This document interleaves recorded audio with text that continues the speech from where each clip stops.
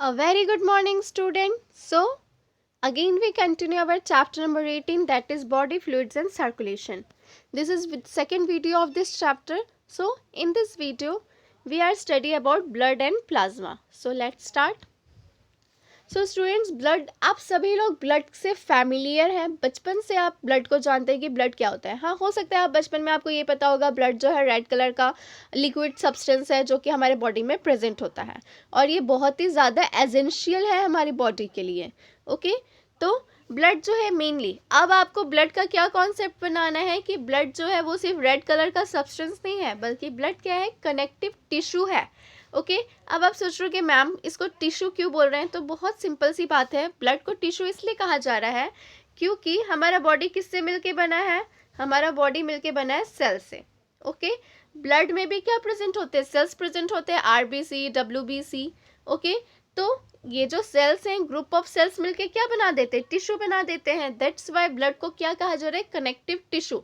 Connective word इसलिए use हो रहा है क्योंकि ब्लड जो है हमारे बॉडी को हेड से लेके पूरा लेग पोर्शन, मतलब ऊपर से लेके नीचे तक क्या करके रखा है, कनेक्ट करके रखा है. ओके, दैट्स वाई इसको क्या कहा जा रहा है, कनेक्टिव टिश्यू कहा जा रहा है.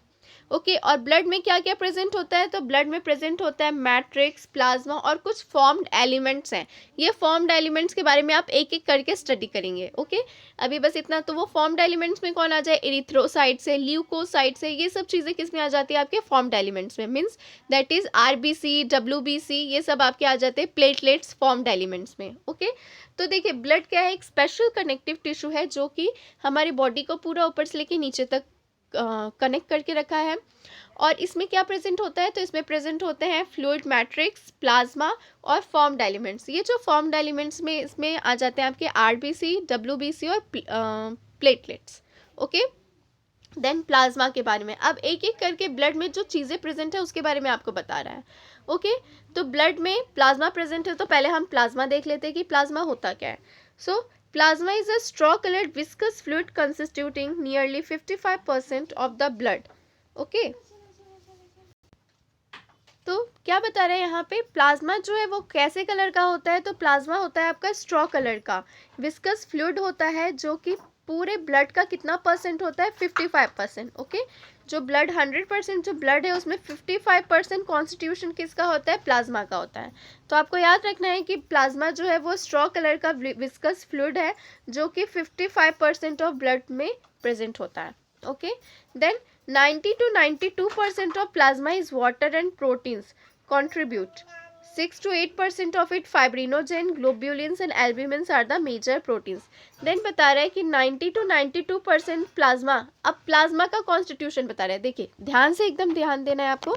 ब्लड जो है, ब्लड में तीन चीज़ें प्रेजेंट होती है. वो तीन चीज़ें क्या है, एक है आपका प्लाज्मा, फॉर्म्ड एलिमेंट्स, ओके, और फ्लूइड मैट्रिक्स. तो प्लाज्मा के बारे में हम स्टडी करें. तो अब ये जो प्लाज्मा है ये ब्लड में कितना प्रेजेंट होता है वो आपको देखना है. तो ब्लड में प्लाज्मा कितना प्रेजेंट होता है, तो ब्लड में प्लाज्मा होता है 55%. ओके, तो ये ब्लड की बात हो गई.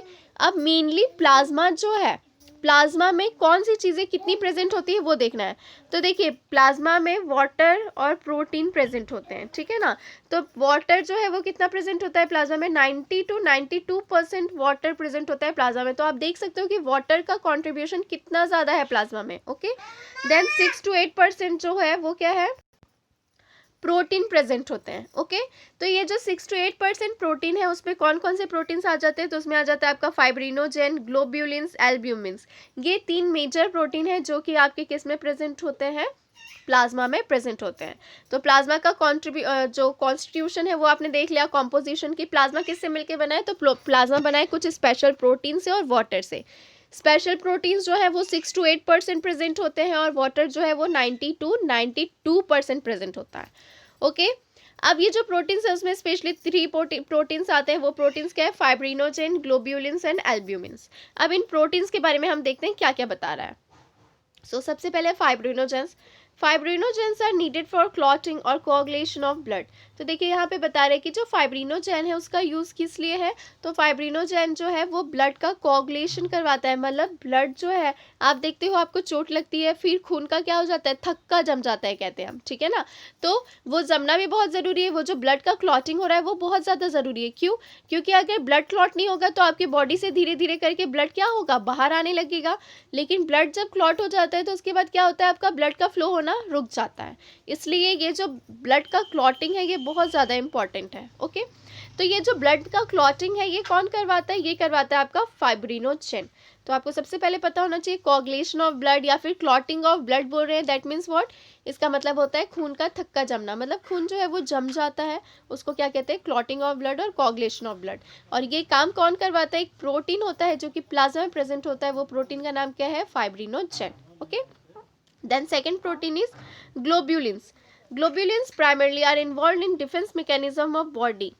देन ग्लोब्यूलिन्स का बता रहे हैं कि जो ग्लोब्यूलिन्स है ये किसके लिए रिस्पॉन्सिबल है, जो भी डिफेंस मैकेनिज्म होता है हमारे बॉडी में, मतलब कोई भी माइक्रो ऑर्गेनिज्म आ रहा है तो उसके अगेंस्ट में जो भी डिफेंस मैकेनिज्म हमारा बॉडी अपने आप को बचाने के लिए करता है, वो सब में कौन हेल्प करता है, ग्लोब्यूलिन प्रोटीन जो है वो हेल्प करता है। ओके, देन है आपका एल्ब्यूमिन्स। तो एल्ब्यूमिन्स क्या बता रहा है, albumins help in osmotic balance. अब ये जो एल्ब्यूमिन है ये क्या कर रहा है, ऑस्मोटिक बैलेंस करवा रहा है। ऑस्मोटिक बैलेंस मतलब आपने ऑस्मो रेगुलेशन पढ़ा हुआ है, मतलब हमारे बॉडी में जो सॉल्ट है या फिर कुछ भी आयंस है उनका जो कंट्रोल करने का होता है ना, बैलेंस किया जाता है उनको बॉडी में, तो उसी को हम क्या कहते हैं, ऑस्मो रेगुलेशन कहते हैं। तो ये जो ऑस्मोटिक बैलेंस का काम है ये कौन करता है, एल्ब्यूमिन प्रोटीन कर रहा है। तो देखिए आप तीनों प्रोटीन के बारे में आपको पता चल गया, बहुत ही सिंपल वर्ड्स में लिखा है। फाइब्रिनोजेन जो है ब्लड का क्लॉटिंग या कोआगुलेशन करवा रहा है ना, और उसके अलावा जो है ग्लोब्यूलिन्स वो क्या करवा रहा है, डिफेंस मैकेनिज्म में हेल्प कर रहा है बॉडी को। एंड एल्ब्यूमिन जो है वो ऑस्मोटिक बैलेंस को हेल्प करने में, ऑस्मोटिक बैलेंस हेल्प करने में मदद कर रहा है। देन जो प्लाज्मा है उसमें और क्या प्रेजेंट होता है, तो प्लाज्मा में कुछ small amount of minerals present होते हैं। वो मिनरल्स कौन है आपके, sodium ion, calcium, magnesium, HCO3-Cl, ये सब चीज़ें क्या होती है, प्लाज्मा में प्रेजेंट होती हैं। उसके अलावा ग्लूकोज, अमाइनो एसिड, लिपिड्स, कुछ ऑर्गेनिक सब्सटेंसेज भी प्रेजेंट होते हैं, are also present in plasma as they always in transit in the body. Factors for coagulation और clotting of blood also present in the plasma in an inactive form. Plasma without the clotting factor is called serum. तो देखिए बहुत important point बता रहा है कि plasma जिसमें clotting factor नहीं होता है उसको हम क्या कहते हैं, सीरम। आप सुनते होंगे सीरम वर्ड बहुत बार यूज होता है।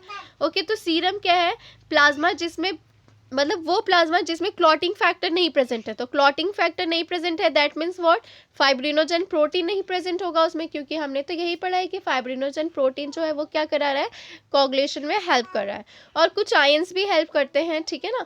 तो ये कुछ चीज़ें प्रेजेंट नहीं है, वो फैक्टर प्रेजेंट नहीं है जो कि ब्लड का क्लॉटिंग करवाता है, ठीक है ना। तो जब ये फैक्टर प्रेजेंट नहीं होंगे प्लाज्मा में तो वही प्लाज्मा को हम क्या कहेंगे, उसको हम कहेंगे सीरम।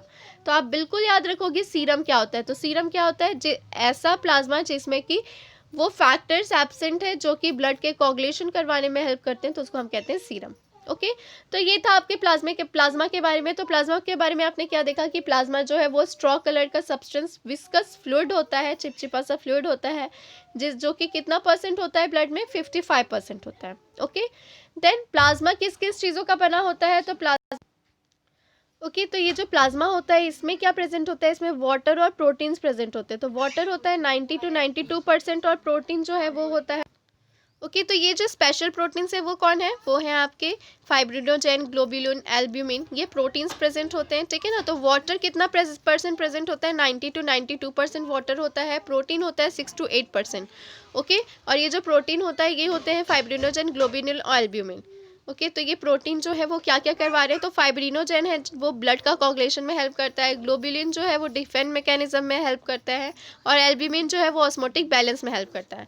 उसके अलावा प्लाज्मा में कुछ आयंस प्रेजेंट होते हैं, that is sodium, calcium, magnesium, HCO3-Cl-। Okay, और कुछ organic substance like glucose, amino acids, lipids present होते हैं। तो ये था आपके प्लाज्मा के बारे में। ओके, अब नेक्स्ट क्लास में मैं आपको फॉर्म्ड एलिमेंट्स के बारे में बताऊंगी। So today's class is over. Thank you. Have a nice day and keep studying.